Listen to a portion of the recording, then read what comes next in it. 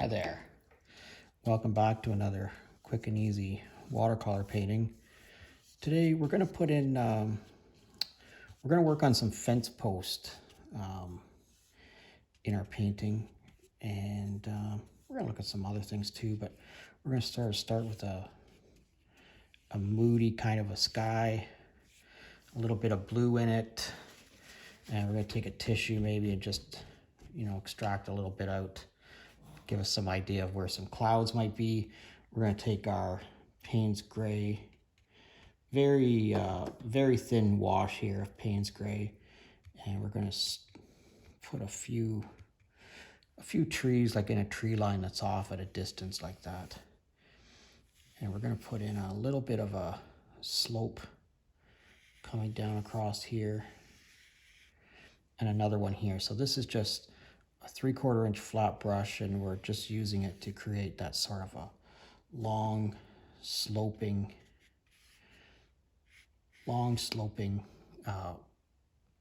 hill. Okay, so it's like a long sloping hill. I'm not going to rinse this off. I'm going to put this right into my Payne's Gray, get quite a bit of pigment on it, and I'm going to touch it along this tree line here. I'm going to get a little bit more. Just bump up the saturation level a little bit there, a little bit more. We're going to put a little bit of this in here. That's pretty good. So we want to look like a long hill swooping down, okay? So I'm going to take this and maybe touch this tree line a few more times, get a little bit more pigment in there, get it to bleed off into the water that's already on there. Okay, you can see how that's all already started to split out of there. Very nice. Okay, we're going to grab, this is some sienna. We're going to touch that line that's already on there and let the Payne's Gray bleed into the sienna. I'm going to pick up a little bit more sienna. I'm just going to put a little bit of a line coming down across there. Okay, now I'm not going to rinse this brush out again. We're just going to leave it the way it is. And I'm going to pick up yellow ochre this time.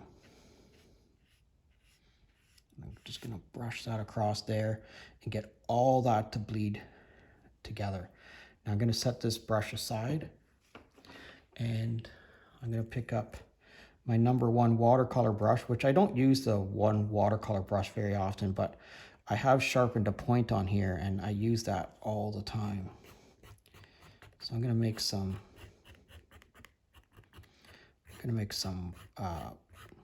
foliage across here just by adding a few scribe marks in there.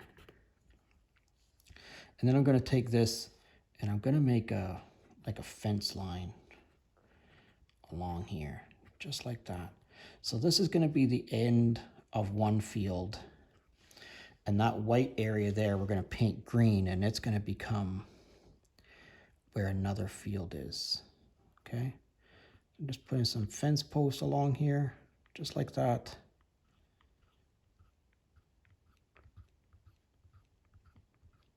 All the way to the edge.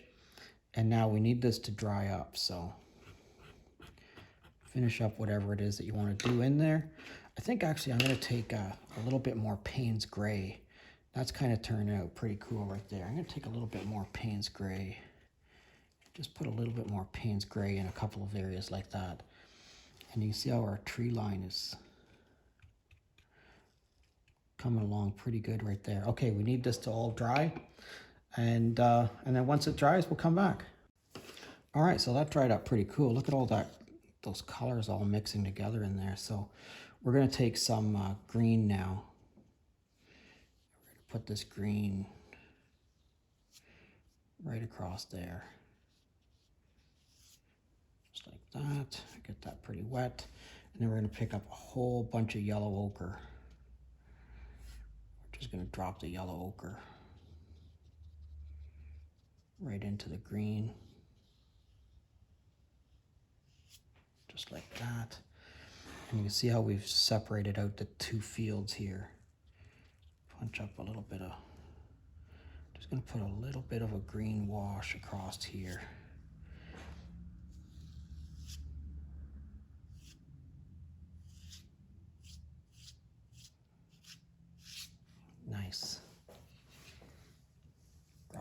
water.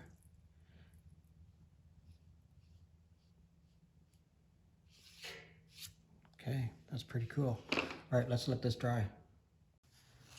All right, we got some very cool color combinations going across there. And our fence line really turned out pretty interesting there too. Look at this trees that are back in the distance here, our green field. You know, it's kind of green, but you know, it's not summer green. Put our mat on there. That turned out really cool. I like it. All right, let me know what you think in the comment section. I'd love to hear from you. Please drop me a comment and let me know where you're from. If you're currently a subscriber, thank you very much. And if you're not currently a subscriber, please consider subscribing to my channel. Have an awesome day, and we'll see you again next time.